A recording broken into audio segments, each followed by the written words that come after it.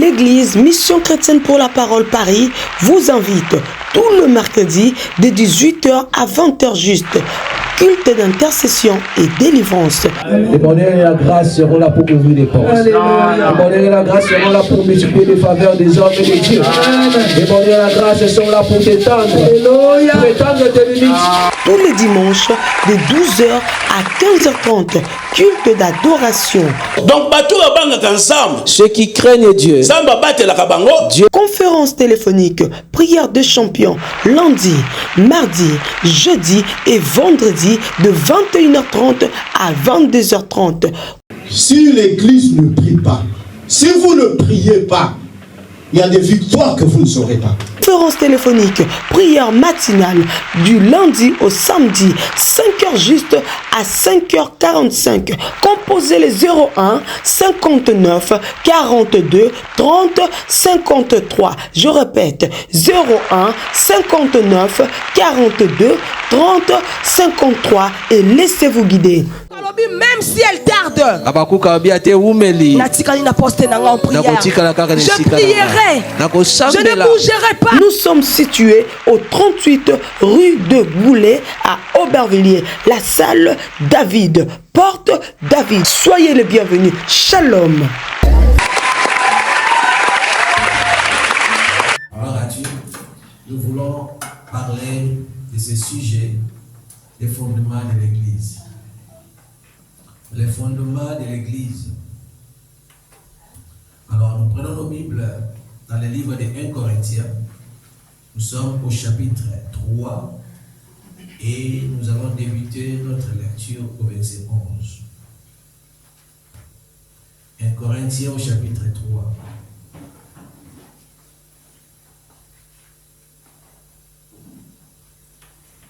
Nous lisons pour la gloire de Dieu.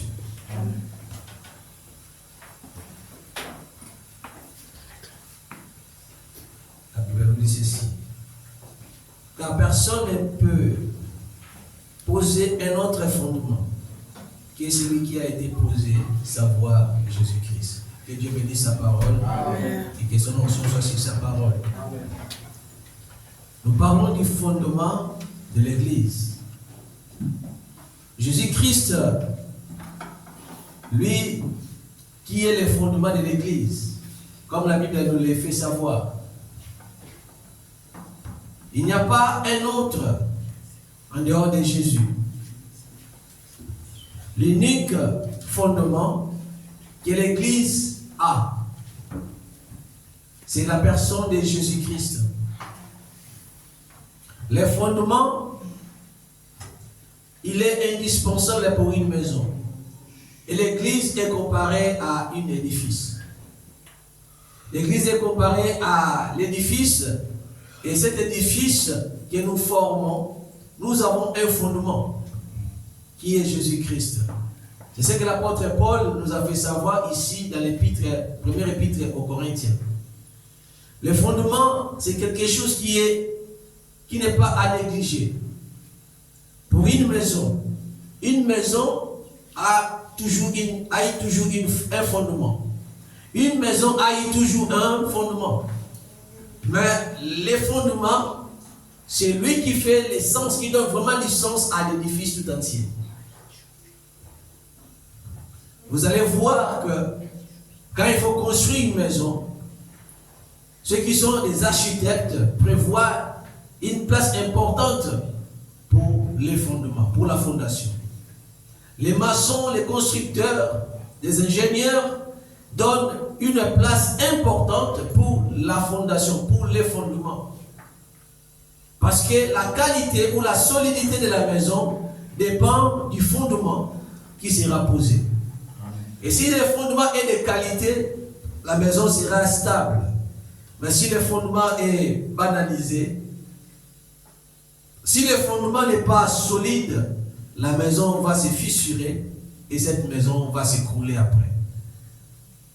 C'est pourquoi le fondement est très important. Et Jésus-Christ lui-même, qui est le fondement, dans la Bible, il est appelé la pierre angulaire. Vous savez, dans la fondation, dans les temps anciens, lorsqu'il s'agissait de construire une maison, en faisant la fondation, quand il creusait la fondation, il établissait, il posait une pierre qui était importante, une pierre qui était grande de taille. Et cette pierre-là, elle était la pierre première composée. Et les autres pierres suivaient par rapport à la disposition de la première pierre qui était posée. Et cette première pierre composée, c'est ce qu'on appelait la pierre angulaire. C'est la pierre principale. C'est la colonne, le soutien de l'édifice. Parce que la pierre qui était posée, c'est elle qui donnait la disposition au reste des pierres qui devaient compléter les fondements. Et vous savez, comme j'ai dit au départ, le fondement est très important parce que c'est lui qui donne l'essence et la solidité à tout édifice. Alléluia. Nous voyons que Jésus qui est la pierre angulaire, c'est Jésus lui-même qui est dit ici qu'il est le fondement. Qu'on ne puisse pas poser un autre fondement, savoir Jésus-Christ.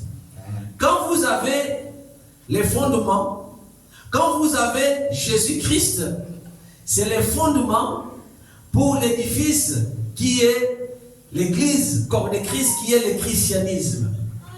En dehors de ça, il n'y a pas un autre.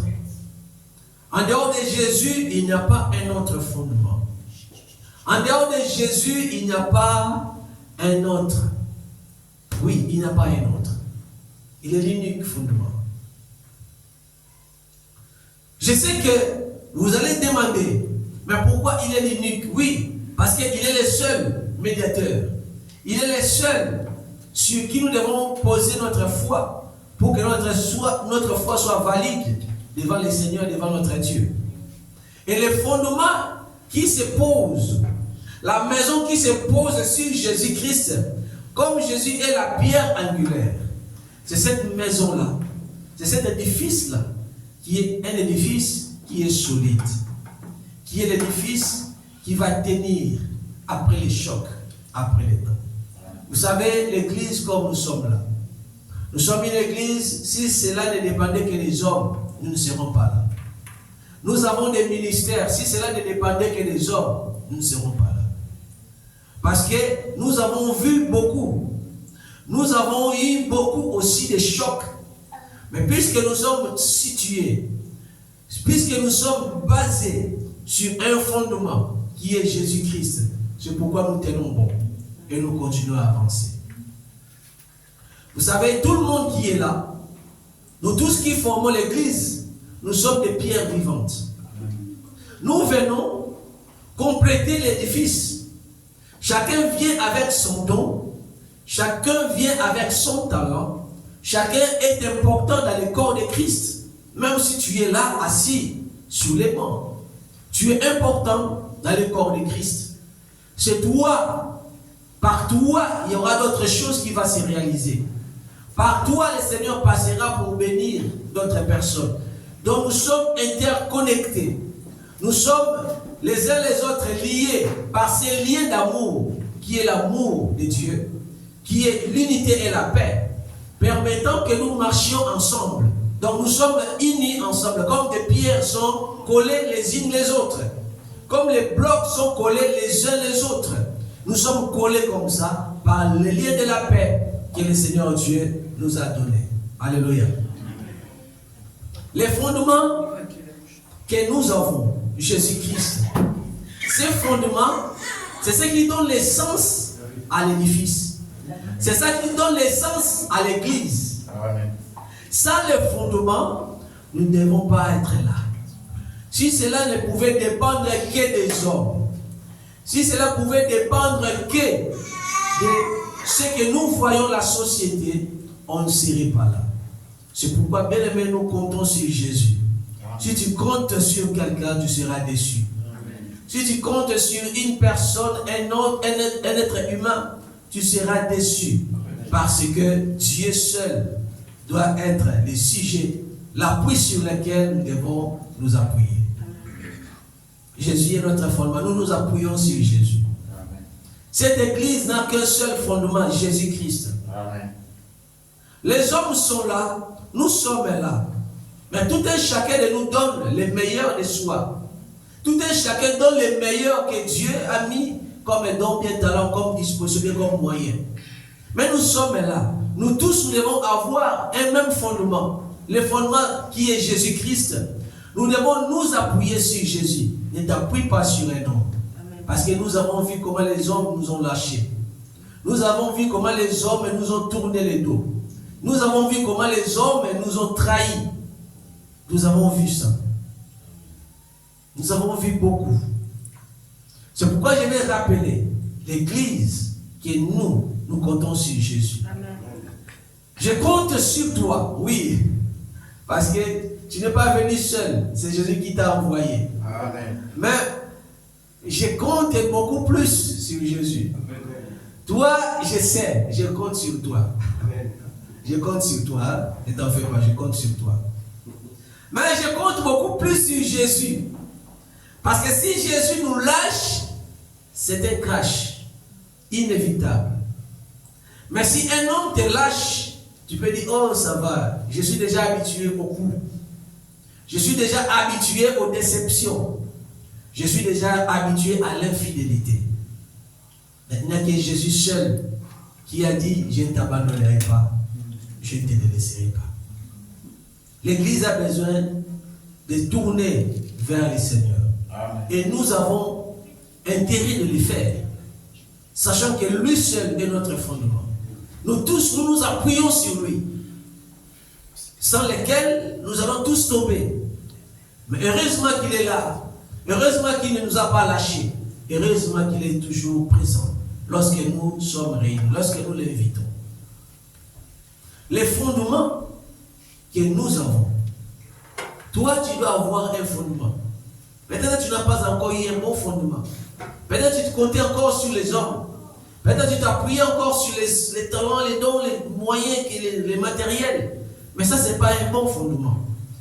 Aujourd'hui, je te dis de pouvoir tourner ton dos au matériel et regarder l'immatériel, qui est le fondement inébranlable de Jésus-Christ.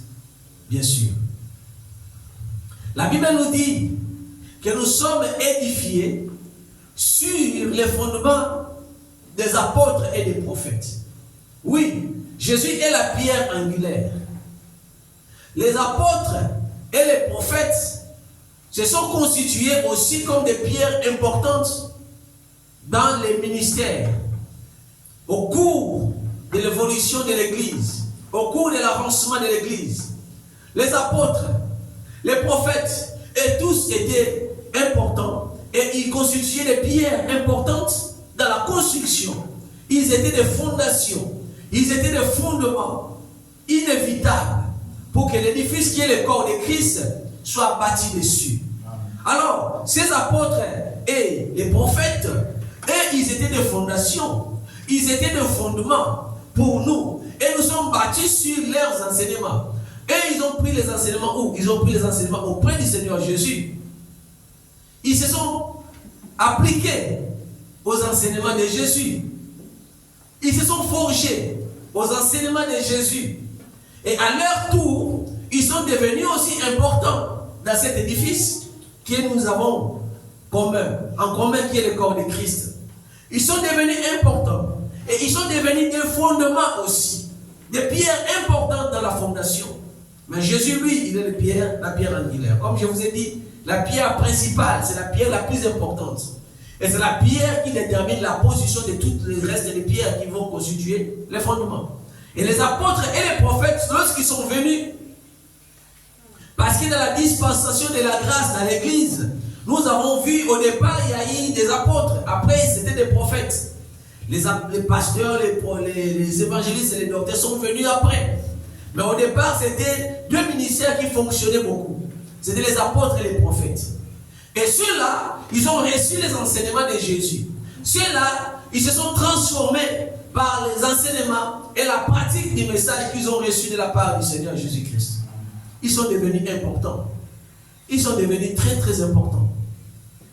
Et le Seigneur a dit, ils sont devenus aussi des pierres importantes, indispensables pour la fondation. Amen. Est-ce que toi tu as une fondation?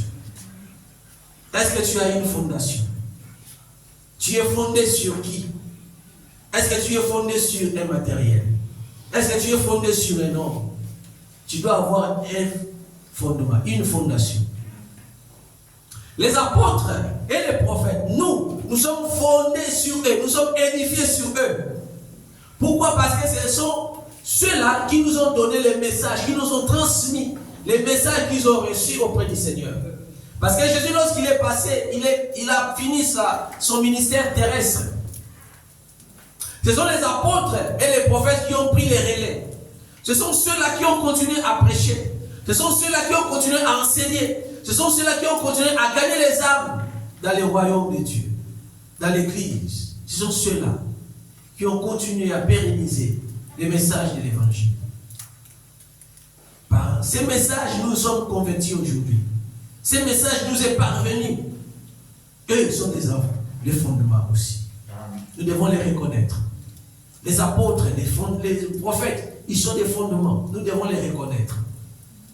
Et nous sommes bâtis dessus. Nous sommes édifiés sur leurs fondements, sur la fondation qui se constitue donc Jésus-Christ est la pierre angulaire. La Bible nous dit, dans le livre de Matthieu au chapitre 7, verset 24 et verset 27, jusqu'à verset 27, verset 24 à verset 27, nous allons lire Matthieu 24, Matthieu chapitre 7, verset 24 jusqu'à verset 27. Nous lisons pour la gloire de Dieu. C'est pourquoi quiconque entend ces paroles que j'ai dit et les met en pratique sera semblable à un homme prudent qui a bâti sa maison sur le roc. La pluie est tombée, les torrents sont venus, les vents ont soufflé et se sont jetés contre cette maison. Elle n'est point tombée parce qu'elle était fondée sur les rocs. Mais quiconque entend ces paroles que j'ai dit et ne les met pas en pratique sera semblable à un homme insensé qui a bâti sa maison sur les sables. La pluie est tombée, les torrents sont venus et les vents ont soufflé et ont bâti cette maison. Elle est tombée et sa ruine a été grande. Alléluia. Amen. Oui, l'Éternel nous a donné une allégorie. Parce que Jésus-Christ, lui aussi, lorsqu'il a commencé, lorsqu'il a grandi, il a appris un travail manuel. En dehors d'être Seigneur, il avait aussi un job, un travail. Il était charpentier. Un charpentier, c'est quelqu'un qui est dans le domaine de la construction. Donc, si on peut dire aujourd'hui, Jésus-Christ, il travaille dans les bâtiments. Il était dans les bâtiments. Échafaudage. Échafaudage, c'est pas facile là-bas. C'est pour les costauds, c'est pour les courageux, les forts. Et Jésus-Christ faisait partie de ces gens-là.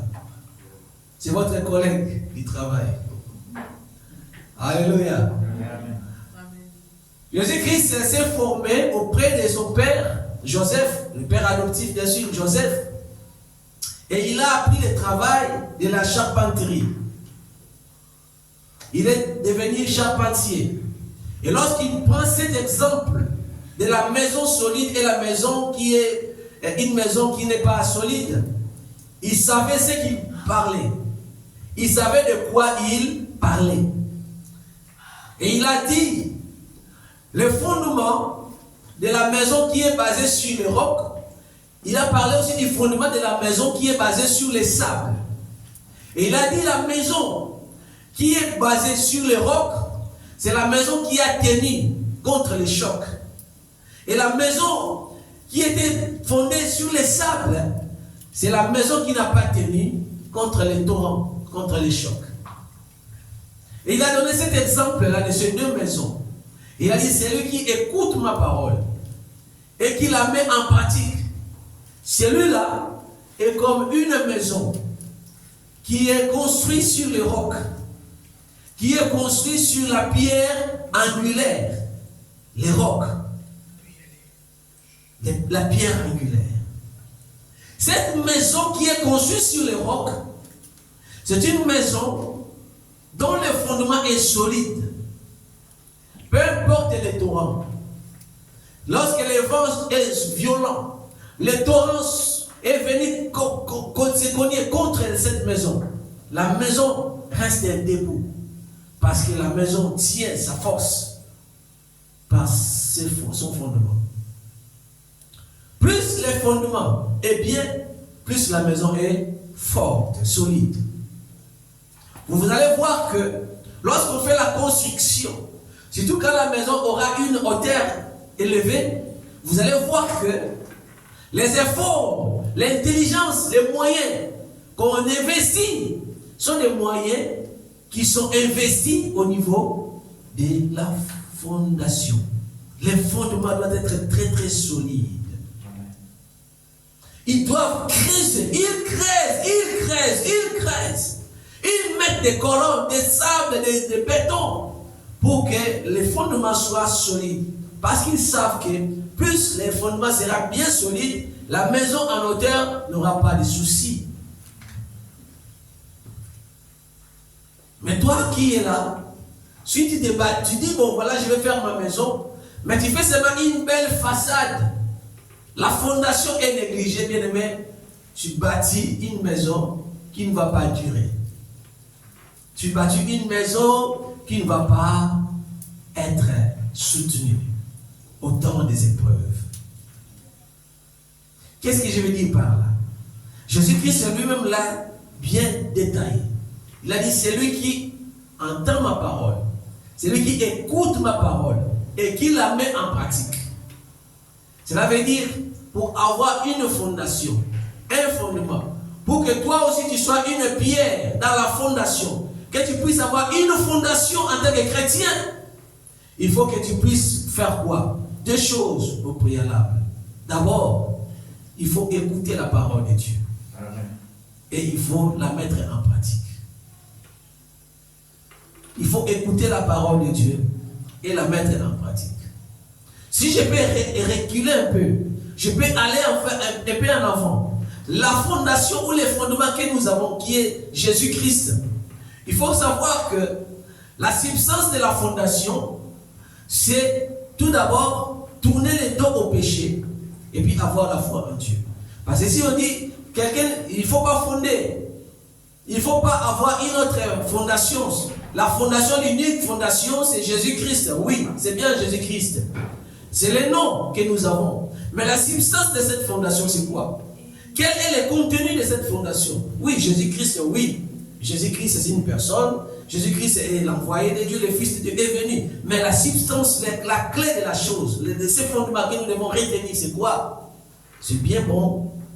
Les renoncements aux œuvres qui mènent à la mort, c'est les péchés, tout court. Et la foi en Dieu, c'est deux choses. Dans ton fondement à toi, pour avoir un fondement qui a du sens, si tu veux être une personne, un chrétien qui a un fondement, voici les choses que tu dois avoir. D'abord, tourner le dos aux œuvres mortes, les choses qui conduisent à la mort, c'est ça, les péchés. Il faut tourner le dos au péché et avoir la foi en Dieu. Et ajoute ce que Jésus-Christ a dit maintenant au Matthieu chapitre 7, verset 23 jusqu'au verset 27. Verset 24 à 27. Donc, il faut quoi? Il faut écouter la parole de Dieu et la mettre en pratique. Donc, s'il y a des choses que vous devez retenir, s'il y a des points que vous devez écrire pour que vous soyez une personne qui sera forte, une personne, un chrétien qui aura du sens, qui aura un fondement qui a du sens dans sa vie, il faudra tourner les dos au péché, avoir la foi en Dieu, tout court, et deuxièmement, troisièmement, il faut écouter la parole de Dieu et la mettre en pratique. Quatrième point. Ce sont ces choses-là qui vont faire en nous des hommes et des femmes qui seront des chrétiens ayant des fondements solides basés sur le roc. Vous savez, aujourd'hui, beaucoup tombent. Pourquoi? Parce qu'ils ne savent pas pourquoi ils viennent à l'église. Beaucoup reculent pourquoi. Beaucoup n'avancent pas pourquoi. Parce qu'ils ne savent pas pourquoi ils sont à l'église. Il y a des choses que nous devons retenir et ne plus oublier. Même les apôtres le faisaient. Il y avait des choses qu'ils répétaient à tout bout de champ pour que l'église continue à demeurer sur ces choses-là. Il y avait des vérités que les apôtres répétaient pour que l'église continue à s'appuyer sur ces vérités. Et comme aujourd'hui, je continue à marteler, à rappeler à l'église que les fondements sur lesquels nous sommes basés, c'est Jésus-Christ, la pierre angulaire. Mais ces fondements-là, sa substance, son contenu, c'est quoi? Renoncement aux œuvres qui conduit à la mort. C'est quoi les péchés? Il faut tourner les dos au péché et avoir la foi en Dieu. Deux choses. Troisième, écouter la parole de Dieu. Quatrième, pratiquer la parole de Dieu. Très souvent, beaucoup ont la connaissance de la parole de Dieu. Beaucoup. Vous allez voir quelqu'un qui vous cite des versets bibliques, c'est comme s'il les a avalés. C'est bien beau avoir la connaissance. C'est bien beau avoir les versets bibliques en soi. C'est bien beau étudier la Bible. Oui, c'est bien bon. Un chrétien doit étudier la Bible. Un chrétien doit comprendre la parole de Dieu. Un chrétien doit prier beaucoup. Mais la parole de Dieu doit être là. Tout le temps méditer, tout le temps connaître cette parole. Tout le temps, oui, avoir la connaissance de la parole de Dieu. C'est très bien. C'est formé là-dessus. Mais vous savez, on ne se forme pas seulement pour avoir la connaissance. Mais on se forme avec la parole de Dieu pour que notre vie soit modélée par rapport à la parole que nous avons écoutée ou que nous avons reçue. Il faut que notre vie, il faut que notre pratique à nous, c'est que nous pratiquons, soit des pratiques qui sont des pratiques basées sur les Écritures que nous méditons, les Écritures que nous avons comme connaissance. Autrement, je vais dire quoi? Si tu as la connaissance de la parole de Dieu, si tu as la connaissance des messages de la Bible, il faudra que ces messages de la Bible ne te servent pas seulement des messages à prêcher aux autres, mais il faut que ces messages-là, que tu puisses aussi les vivre. Il faut vivre la parole de Dieu. Il faut vivre la Bible. La Bible, ce n'est pas seulement méditer, connaître les théories. Non, il faut vivre ça, il faut pratiquer. C'est comme Jésus-Christ a dit, c'est lui qui écoute et qui pratique. C'est celui-là qui sera comme une maison basée sur le roc. Pourquoi on tombe trop souvent? Pourquoi on chute trop souvent? Parce que nous ne sommes pas basés sur la pratique de ce que nous écoutons.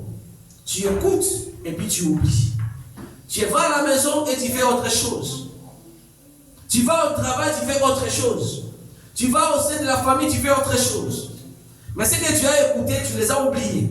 Ou bien ce que tu as écouté, tu les mets toujours à côté lorsqu'il s'agit de faire quelque chose. Ou bien lorsqu'il s'agit de parler. Ou bien lorsqu'il s'agit de résoudre un problème. Ce que tu sais, tu les mets à côté. Comme quelqu'un qui dit, non, business c'est business. Ici on ne parle pas des choses de Dieu, c'est business ici. Donc business, il peut devenir méchant, il peut devenir cruel, mais parce que c'est business. Voyez-moi un peu de comportement comme ça. Je ne te dis pas que tu deviennes, voilà, quelqu'un qui donne tout. Donc, parce que tu fais des business, il ne faut pas donner, il ne faut pas laisser l'argent de droite à gauche. Non, non, je ne suis pas dans cette logique.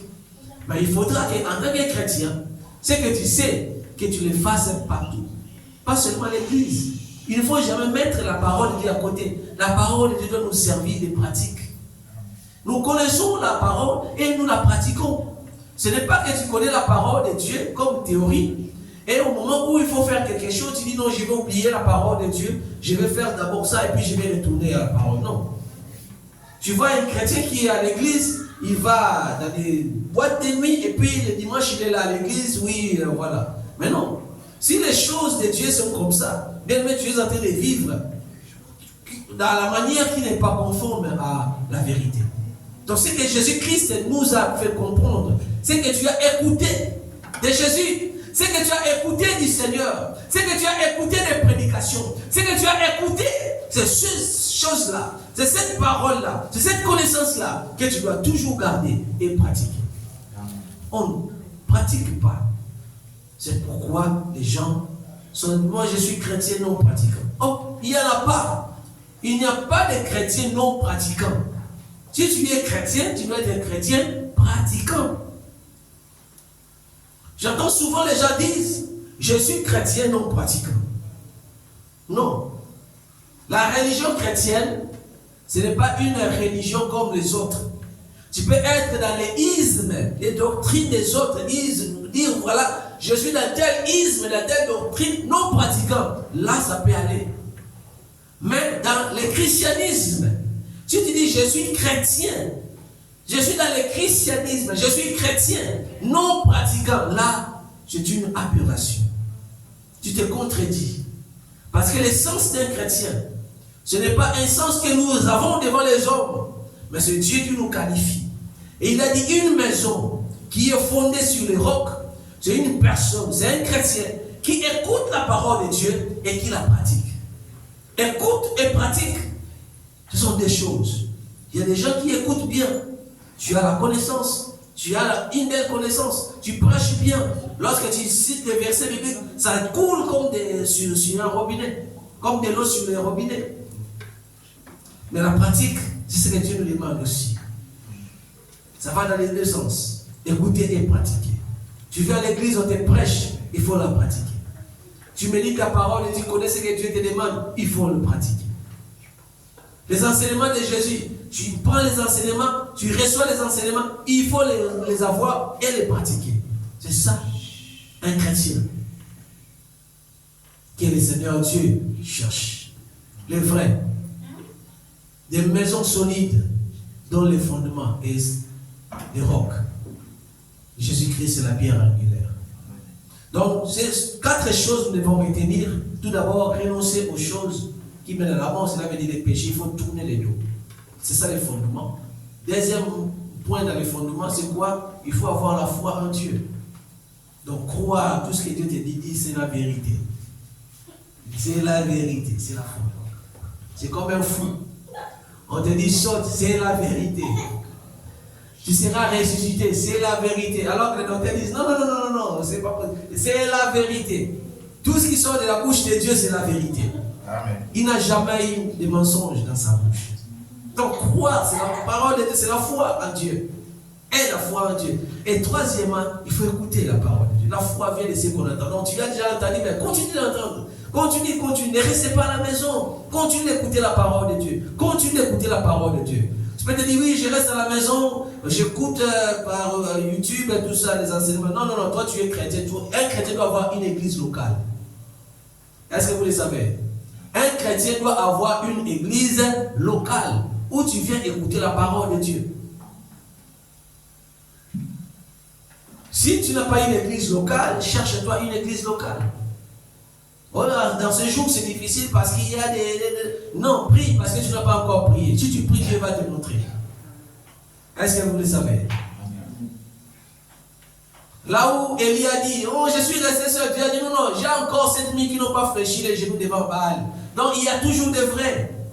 Il faut prier et Dieu va te les révéler. Alléluia. Donc, un chrétien doit avoir un endroit où il écoute la parole de Dieu. Parce que si tu n'écoutes pas, à un certain moment, ta foi va s'étioler. Ta foi va avoir des dommages. Donc il faut toujours écouter. C'est important. Et on n'écoute pas, on ne s'arrête pas à écouter, mais il faut pratiquer. C'est ça ce que Dieu nous demande.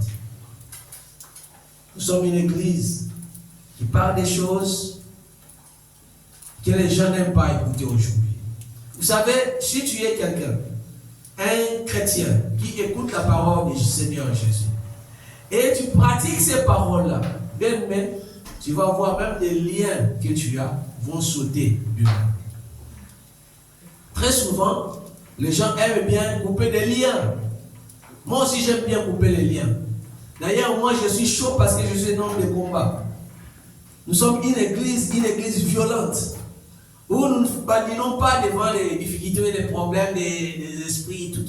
Là, nous n'acceptons pas. Parce que nous savons Jésus-Christ est Seigneur. Et tous les esprits fléchissent les ennemis devant Jésus. Donc, s'il y a quelque chose de spirituel, nous combattons et puis nous remportons la victoire. Nous sommes comme ça, nous sommes une église chaude. bien réveillés, pas des sommeils, bien réveillés. Est-ce que vous le savez? Donc s'il y a des liens, nous sommes vraiment des champions. Nous sommes parmi les champions qui vont couper. Mais vous savez, je vais vous dire une chose. Quand tu as l'obéissance à la parole de Dieu, tu obéis à la parole de Dieu, tu pratiques la parole de Dieu, tu vas voir même des liens vont sauter d'eux-mêmes. Il y a des choses qui sautent d'eux-mêmes. Quand Dieu te voit, tu es obéissant. Même les ennemis étaient nombreux, Dieu lui-même va les écarter parce qu'il trouve que tu écoutes la parole et tu les pratiques. Mais parce que tu ne veux pas pratiquer la parole de Dieu, tu dis, hey, je coupe ici, je coupe là-bas, tu coupes aujourd'hui, tu coupes là-bas, tu coupes là-bas. Tu n'as pas l'obéissance, mais ça ne va pas se couper. Tu vis une vie de désordre. Tu coupes ici, tu coupes là-bas, tu coupes demain, tu coupes le lendemain. Les liens seront toujours là. Parce que tu n'as pas une vie d'obéissance. Tu ne pratiques pas la parole de Dieu. Tu ne vis pas la parole de Dieu. Il faut vivre la parole de Dieu. Il faut vivre la Bible. Est-ce que je parle à quelqu'un? Même toi qui me suis par les médias. Tu as coupé aujourd'hui. Tu as coupé demain. Tu dis, ah, c'est résistant. Je coupe Marie demi. Ah, il est résistant. Oh, pratique la parole de Dieu, tu vas voir. Pratique. C'est que tu écoutes, pratique. Les liens vont sauter d'eux-mêmes. D'eux-mêmes. Les problèmes subsistent parce que les gens ne sont pas là pour pratiquer. Ils sont là pour écouter. Et s'ils sont là pour écouter, tu vas voir qu'ils sont là vraiment pour écouter. Ils ont une volonté vraiment pour écouter. Tu vas les voir, ils vont dire Amen, Dieu a bien prêché. Amen, je scelle la parole de Dieu. Mais pour sceller, bien sûr, il faut la sceller. Mais pratiquer, c'est autre chose. Moi, ce que je demande à l'église, c'est de pratiquer la parole de Dieu. Aujourd'hui, les pratiquants de la parole de Dieu sont rares. C'est pourquoi tu vas voir quelqu'un qui dit je suis chrétien non pratiquant. Ça n'existe pas. Ça n'a pas de sens. Un chrétien doit être un chrétien pratiquant. Parce que tu pratiques quoi? La parole de Dieu. C'est la doctrine que Jésus nous a donnée. Les enseignements que nous recevons de Christ, ce sont ceux-là que nous devons pratiquer. Un chrétien non pratiquant, non-sens. Doesn't exist. Alléluia. Amen. C'est pourquoi je vais rappeler à l'église que notre fondement. Aujourd'hui, toi aussi tu as un fondement. Tu es une maison qui a un fondement. Tu dois devenir aussi un fondement pour les autres. Puisque tu t'es édifié sur les fondements des prophètes et des apôtres. Toi aussi, les gens vont te regarder et vont dire oh, je suis fondé sur les fondements qui est pasteur Jonathan. Mais il faut que les gens disent ça. Il s'est appuyé sur toi. Il s'est édifié par rapport à ce que tu fais. Il s'est édifié par rapport au message que tu prêches. Il s'est édifié et il les applique aussi dans sa vie. Et c'est ça l'essence que nous devons donner aux autres qui regardent et qui sont autour de nous. Devenir un fondement. Avoir un fondement. Alléluia. Amen. Gloire à Dieu. Amen. Je vais rappeler à l'église qu'un chrétien, c'est quelqu'un qui est pratiquant. C'est toujours un chrétien pratiquant. Et quand tu écoutes la parole du Seigneur, tu la mets en pratique, c'est comme ça que tu vas éviter beaucoup de dégâts dans la vie. C'est alors que tu vas éviter beaucoup de problèmes dans la vie. Si tu veux éviter des problèmes dans la vie, cherche toujours à écouter. Cherche toujours à savoir la volonté de Dieu. Hey, c'est quoi la volonté? Écoute et mets en pratique. Beaucoup ont des problèmes aujourd'hui parce qu'ils ne veulent pas écouter. On vous conseille, tu ne veux pas écouter. On te prêche, tu ne veux pas. Tu écoutes, oui, ça entre ici, c'est ça là-bas. Tu écoutes, oui, ça te vient, tu gardes dans ton cœur, oui, c'est la théorie. Comme quelqu'un qui a dit, moi je connais les Écritures. Hein. Je suis quelqu'un qui je connais Jacob. Je connais Moïse. Je connais l'histoire de Daniel dans la fosse au lion. Donc tu as des gens comme ça qui te disent, je connais. Mais ça c'est la théorie. C'est ce que tu as gardé dans ton cœur. C'est la connaissance. Mais l'application, la pratique, est-ce qu'elle est là? C'est ce que Dieu recherche. C'est ce que l'Église en a besoin. C'est ce que le monde a besoin. On a beaucoup de problèmes aujourd'hui dans nos vies. On a beaucoup de problèmes dans la famille. On a beaucoup de problèmes dans la société. Parce que les gens qui viennent à l'église ne pratiquent pas. Si tu veux éviter des problèmes, il faut pratiquer. Si tu fais beaucoup de classes dans la vie, il faut pratiquer la parole de Dieu. N'est-ce pas Jésus-Christ l'a dit lui-même? Que la maison là, comme elle était bâtie sur les sables mouvants, les torrents est venu, pouf! Les torrents ont frappé la maison est tombée. Et sa ruine était grande, était désolante. Donc voilà, les conséquences. La ruine est soudaine parce que tu n'as pas à pratiquer. Tu as écouté, oui, mais tu n'as pas pratiqué. Tu écoutes bien les messages de la parole, la Bible. Oui, tu écoutes les prédications, les prophéties, oui, mais tu ne pratiques pas. C'est là où se trouvent les problèmes. Ne cherche pas les démons, ne cherche pas les sorciers, ne cherche pas les liens. Quand tu ne pratiques pas, tu auras des problèmes. C'est inévitable. Mais quand tu pratiques la parole de Dieu, même si les problèmes surgissent, le Seigneur lui-même il combattra pour toi. Parce que tu t'appuies sur lui. Tu t'appuies sur la vérité qui est le roc, la parole de Dieu, la vérité, le fondement. Jésus-Christ, le Père angulaire. C'est pourquoi je vais rappeler à l'église aujourd'hui. Changeons notre façon de voir les choses. Il y a des gens qui disent, oh, il y a un chrétien, mais je ne les reconnais pas. Quelle est cette sorte de chrétien? Quelle est cette sorte de chrétien? Oui, les gens ne te reconnaissent pas. Pourquoi? Parce que tu ne pratiques pas la parole de Dieu. Quelle est cette sorte de frères, de sœurs? Les gens ne te reconnaissent pas que tu es frère, tu es sœur, parce qu'ils ne voient pas en toi la pratique de la parole de Dieu. Ils te jugent par rapport à la pratique.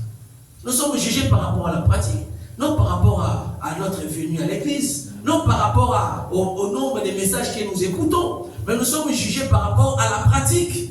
Quelle est notre pratique? Nous pratiquons quoi? Il faut pratiquer la connaissance de la Bible.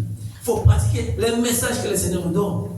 C'est ça la doctrine que Dieu nous a laissée et avec laquelle il veut nous donner un exemple de vie. Donc nous devons nous modeler, nous appliquer à faire ce qu'il nous demande de faire. Est-ce que vous le savez? Amen. Alléluia. Amen. Pratiquer la parole de Dieu. C'est ça qui sera pour toi. Je ne dis pas un alibi, mais ça sera pour toi une sorte de refuge. Autant de problèmes, autant de difficultés. Quand les problèmes viendront, quand le vent contraire va souffler, quand les difficultés vont venir, parce que tu es sur la pratique de la parole, tu connais la parole, tu pratiques ça, le Seigneur, il sera là, il va honorer ta foi. Il va dire, oui, c'est ma fille, c'est mon fils. Il va s'élever pour toi. Il va faire la différence. En s'élevant, il va te donner la victoire. Amen. Amen. Et tu es une maison qui va tenir. Amen. Malgré les vents, malgré les tempêtes, malgré les torrents, tu vas tenir. Tu seras ferme, solide. Tu vas voir à côté, beaucoup vont tomber, mais toi tu ne tomberas pas. Amen. Oui, les malheurs peuvent arriver, ça atteint tout le monde, mais toi tu ne tomberas pas. Amen. Ces malheurs ne vont pas te terrasser parce que toi tu es une maison différente. Amen. Toi tu as un fondement, Christ, le roc, la pierre angulaire, la vérité. Tu as ce fondement. Et tu n'écoutes pas seulement, mais tu pratiques aussi. Voilà les secrets. Que Dieu bénisse sa parole. Amen. L'église Mission Chrétienne pour la Parole Paris vous invite tout le mercredi de 18h à 20h juste. Culte d'intercession et délivrance. Les bonheurs et la grâce seront là pour ouvrir les portes. Les bonheurs et la grâce seront là pour multiplier les faveurs des hommes et des dieux. Les bonheurs et la grâce sont là pour t'étendre. Pour étendre tes limites. Tous les dimanches de 12h à 15h30. Culte d'adoration. Donc, bateau abanga ensemble. Ceux qui craignent Dieu. Samba bate la kabango. Dieu. Conférence téléphonique, prière de champion, lundi, mardi, jeudi et vendredi de 21h30 à 22h30. Si l'église ne prie pas, si vous ne priez pas, il y a des victoires que vous ne saurez pas. Conférence téléphonique, prière matinale du lundi au samedi, 5h juste à 5h45. Composez les 01 59 42 30 53. Je répète, 01 59 42 30 53 et laissez-vous guider. Même si elle tarde, natikali na poste nanga en prière. Je prierai. Je ne bougerai pas. Nous sommes situés au 38 rue de Goulet à Aubervilliers, la salle David, porte David. Soyez les bienvenus. Shalom.